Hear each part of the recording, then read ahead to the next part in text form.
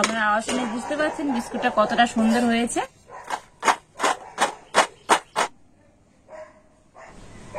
দেখুন বন্ধুরা কতটা মুচমুচে হয়েছে,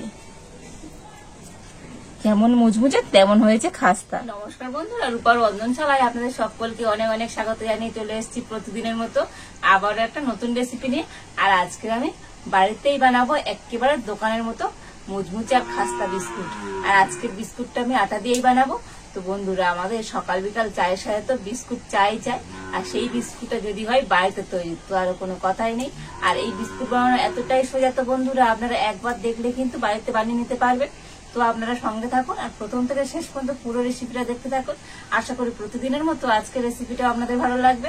আর আজকের রেসিপিটা ভালো লাগলে চ্যানেলটা সাবস্ক্রাইব করে পাশে থাকবেন। তো দেখুন, আজকের বিস্কুট বানানোর জন্য এখানে আমি নিয়েছি গমের আটা।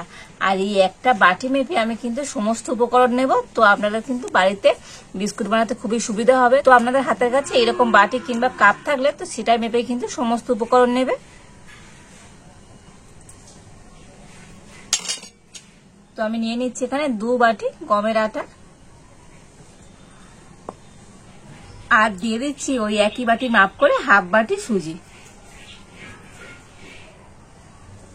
আর এখানে আমি নিয়েছি চিনি। তো চিনিটা কিন্তু আমি গুঁড়ো করে নিয়েছি, তো গুঁড়ো চিনিও হাফ বাটি দিয়ে দিচ্ছি।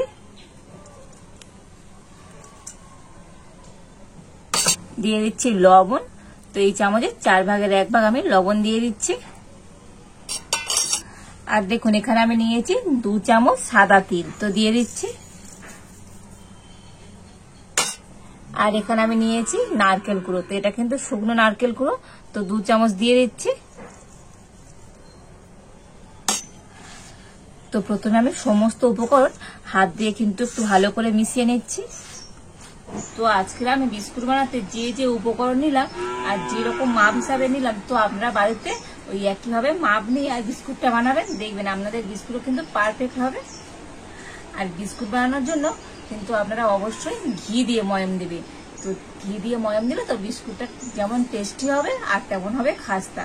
তো আজকে আমি এখন ঘি দিয়ে ময়াম দিচ্ছি। তো দেখুন এখানে আমি 4 চামচ নিয়েছি দেশি ঘি, তো সেই ঘিটা আমি এখন দিয়ে দিচ্ছি। আর ঘিটা কিন্তু আপনারা অবশ্যই গলিয়ে নিয়ে দেবেন, তাতে করে কিন্তু ময়ামটা খুব সুন্দর হবে। আর এবারে আমি হাতে ঘষে ঘষে খুব সুন্দরভাবে কিন্তু ময়ামটা করে নেব। আর একটু সময় ধরে হাতে ঘষে ঘষে কিন্তু এইভাবে ময়ামটা করে নিতে হবে। তো দেখুন প্রায় 5 মিনিট ধরে আমি কিন্তু ময়ামটা খুব সুন্দর করে মেখে নিয়েছি। আর এবার আমি এর মধ্যে দিয়ে দেব দুধ। তো এখানে আমি নিয়েছি গরুর দুধ। তো দুধটা কিন্তু আগে থেকে একটু ঘন করে ফুটিয়ে নিয়েছি, আর এখন ঠান্ডা হয়ে গিয়েছে। আর এই ঠান্ডা দুধ দিয়ে এখন আমি মেখে নেব। যে বাটি মাপ করে আমি সমস্ত উপকরণ নিয়েছি, তো সেই বাটির মাপ করে আমি 1 বাটি দুধ নিয়েছি। তবে দুধটা কিন্তু আমি একেবারে দেব না, অল্প অল্প করে দেব আর এইভাবে মিশিয়ে নেব। তো এই ডোটা কিন্তু একেবারে নরম হলে হবে না, একদম টাইট টাইট একটা ডো তৈরি করতে হবে। সেই জন্য অল্প অল্প করে দিয়ে আর মিশিয়ে নিতে হবে।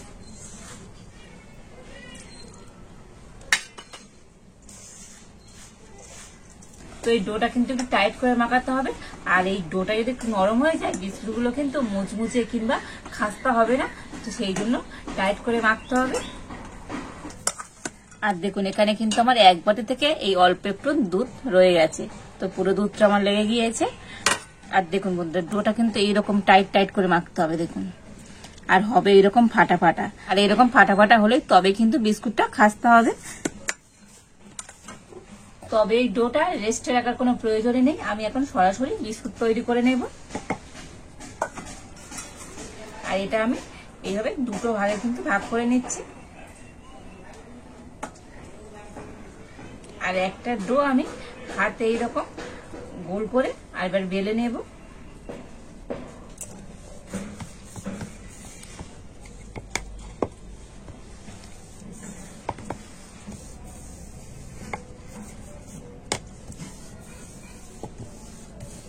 তো একেবারে আমি পাতলা করে বেলবো না, একটু মোটা করে কিন্তু বেলে নিতে হবে। তো দেখুন আমি এইরকম কিন্তু একটু মোটা করেই বেলে নিয়েছি। আর ধারগুলো তো ফেটে ফেটে যাবে, এতে কোনো কিন্তু অসুবিধা নেই। আর আর এবার আমি একটা এখানে ছোট স্টিলের বাটি নিয়েছি, আর এই বাটি মাপ করে করে এখন বিস্কুটগুলো কেটে নেব। তো আপনাদের কাছে এরকম বাটি কিংবা কোনো ছোট কৌটোর ঢাকা হলেও সেই ঢাকা দিয়ে কিন্তু আপনারা মাপ করে বিস্কুটগুলো কেটে নিতে পারবেন।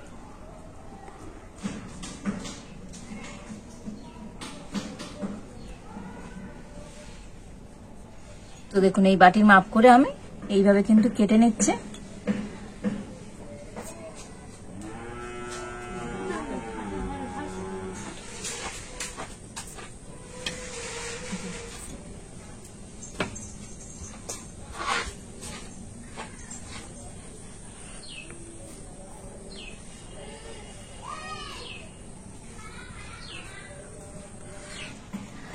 আর এবার আমি এইগুলোকে এইভাবে তুলে নেব।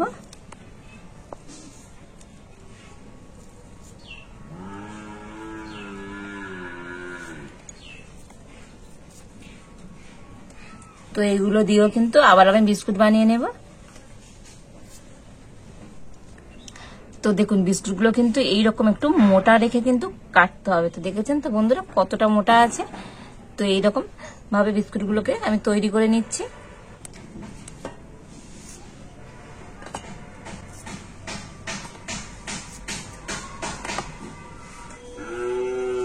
আর এইভাবে সমস্ত বিস্কুটগুলো আমি এখন কেটে নেব।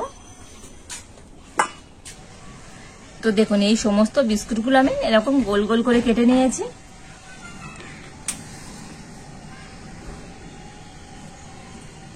তো আমি একটা এরকম ফ্রাই প্যান নিয়েছি। আর বন্ধুরা আরেকটা কথা, যে বিস্কুট বানানোর সময় তো আপনারা একটু ফ্রাই প্যান নেবে। তো এই ফ্রাই প্যানে কিন্তু বিস্কুটগুলো ভাজতে খুবই সুবিধা। আর যদি আপনারা কড়াতে ভাজেন তো দেখবেন কড়াতে একটু খালা মতো হয়, আর ওখানে কিন্তু বিস্কুটগুলো একটার উপর একটা উঠে যাবে।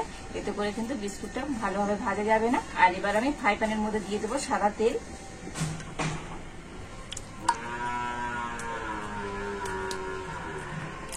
তো বিস্কুট ভাজতে গেলে তো তেল কিন্তু একেবারে খুব গরম করে নিলে হবে না, হালকা মিডিয়াম গরম হবে, সেই গরমে কিন্তু বিস্কুট ভাজতে হবে। তো আমি এরকম প্রথমে একটু ছোট টুকরো দিয়ে দেখে নেব তেলটা ঠিকঠাক গরম হয়েছে কিনা। তো দেখুন বন্ধুরা এই টুকরোটার গা দিয়ে অল্প একটু কিন্তু বুদবুদ করছে। তেলটা কিন্তু ঠিক এইরকমই গরম করে নিতে হবে। আর এবার আমি বিস্কুটগুলো তেলের মধ্যে দিয়ে দেব।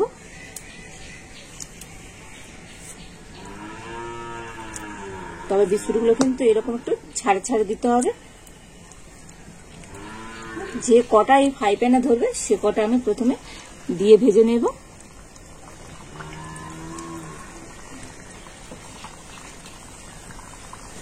তো প্রায় আমি 3 মিনিটের মতো বিস্কুটগুলো একটু হতে দিয়েছি। আর এবার আমি বিস্কুটগুলো একবার করে উল্টে দেব।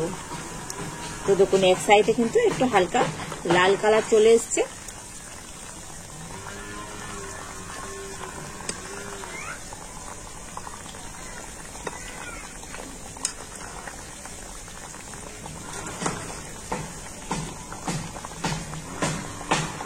তো এই বিস্কুট ভাজার সময় তো ওনার আঁচ কিন্তু একেবারে হালকা করে দিতে হবে, একদম কম আঁচে কিন্তু বিস্কুটগুলো ভেজে নিতে হবে।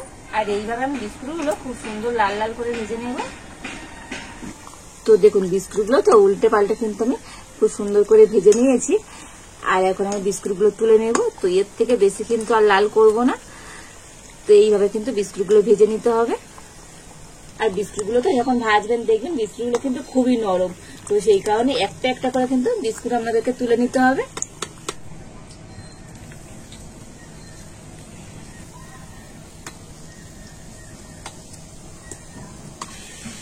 তো দেখুন এই সমস্ত বিস্কুটগুলো আমি তুলে নিয়েছি। আর কতটা সুন্দর দেখতে হয়েছে দেখুন। তো তেলটাকে কিন্তু একটু নামিয়ে আমি ঠান্ডা করে নিয়েছি। আর এবার আমি আবারও বাকি বিস্কুটগুলো ভেজে নেব।